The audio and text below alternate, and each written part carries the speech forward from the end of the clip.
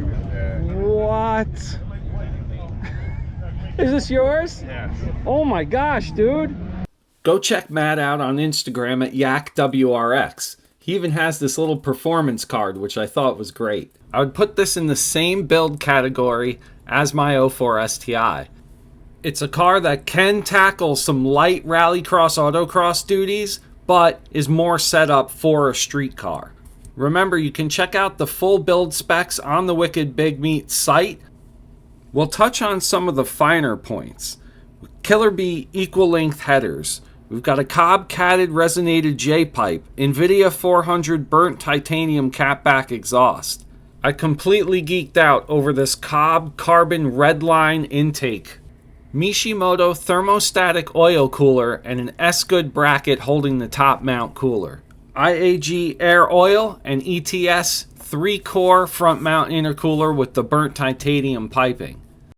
Yellow Speed Racing inverted pro coilovers, Autobahn bronze wheels with Pirelli P0 tires.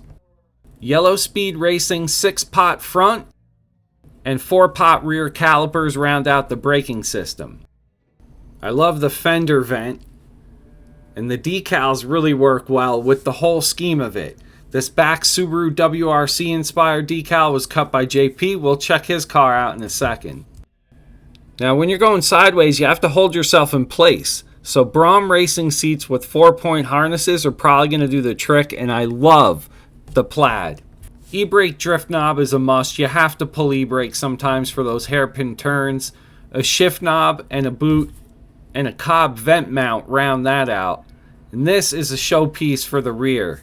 Studio RSR rear cage. It's a bolting cage with some of the best seams I've ever seen. The thing is in there. You can shake the car apart with it. That rounds that build out for now. Thanks for showing it, Matt. You even took home the trophy for the WRX class, so we'll see you around, Matt. Thanks again.